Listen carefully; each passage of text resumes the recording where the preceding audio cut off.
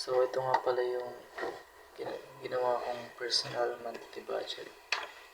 Start tayo sa expenses. Expense namin is food, hygiene, cleaning materials, utilities, and gasol, transportation, students allowance. So, sa food po is rice. Parang nagra-rice kami syempre. Ulam, or viand, beverages, coffee, milk, water, condiments. Rice is pumapatak po ng 1,000 pesos per month.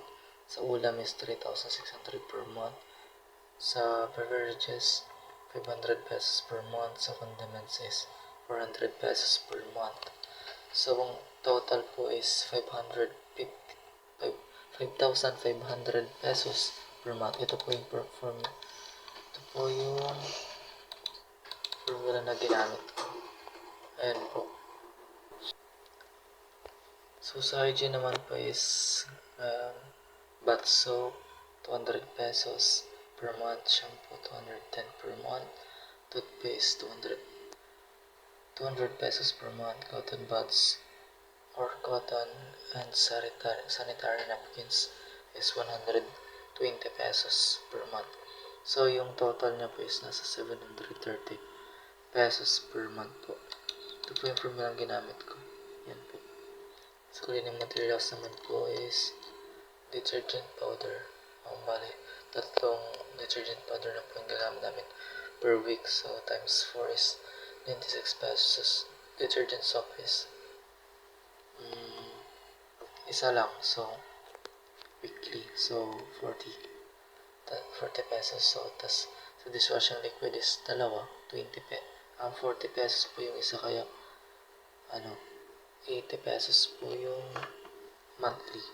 Sa sponge naman po is dalawa din po yung nagamit namin monthly. So, tapos 40 pesos po lahat. Tapos sa cleaning floors, mura lang naman po yun. Cleaning floors, kaya pumapatak lang po rin siya ng 40 pesos per month. Tapos yung total niya is nasa 296 pesos.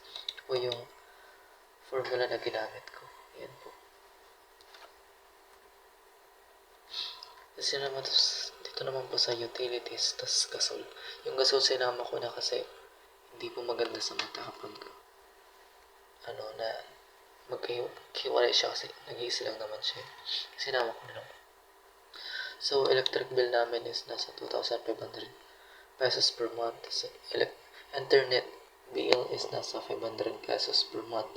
Sa gasol naman po is umabot po ng 1,500 per month. So, yung total niya po is nasa 4,500 pesos per month. Tapos ito po yung formula ginamit ko. Ayan po.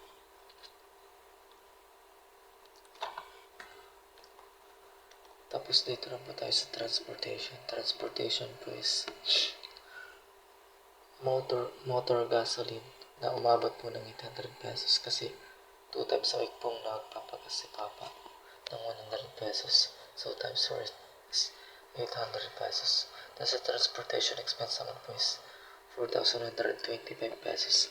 Sa transportation expense po is lahat na po kaming magkakapatid dyan. So, yung total po ng transportation is umabot po ng 4,925 pesos. Ito po yung formula ginamit ko. Yan po. Tapos sa students allowances naman po is meron po sila mamang elementary. Isang elementary, isang high school, dalawang college.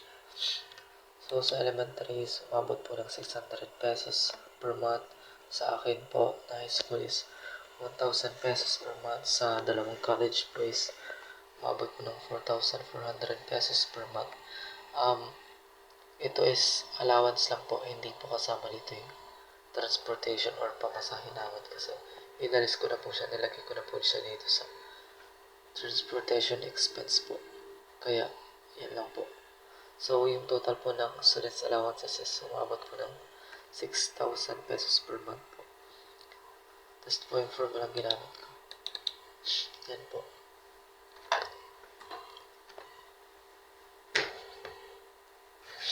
Tapos dito lang po sa sa total, yung total expenses po namin sa overall po sa buong buwan is umaabot po ng pumapatak po siya ng 21,951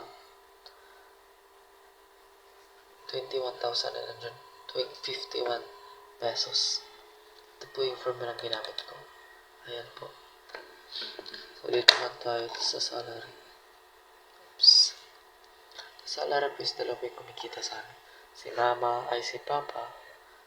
Si Papa po is nasa 16,000 per month po. Si Mama, 8,000 per month.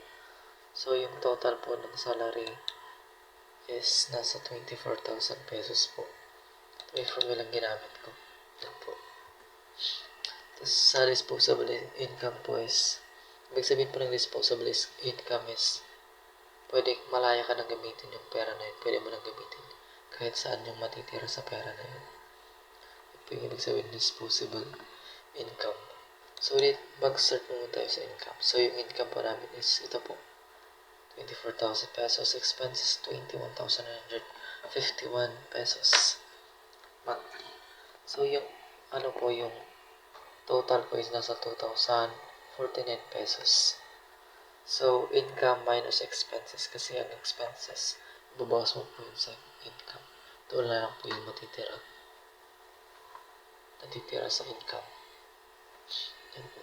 Ito po yung formulang ginamit ko. Yan. Minus po siya. So, dito naman po tayo sa graphical presentation. Una po natin is food. Yung pinakamataas po is ulam. Pangalawa is rice. Pangatlo is beverages. Pang-apat is condiments. Yan po yung yan po yung food namin. Doon po tayo sa hygiene. Yung hygiene is pinakamataas po na gagamit namin. Shampoo. Tapos, pangalawa is baths. Hindi po. Itong bath salt tas toothpaste. Same lang po sila. Tapos, ito pong pangatlo is cotton buds, cotton sanitary napkins. Yan po. Sa cleaning materials naman po is yung pinakamataas is detergent powder. Pangalawa sa mataas is dishwashing liquid. Tapos itong cleaning and Clorox, sponge, detergent soap, same lang po sila. Ang prices. Punto tayo sa utilities, tas gasol po. So, ang pinakamataas po dito is electric bill, syempre. Tapos talaga yun. Pangalawa is gasol.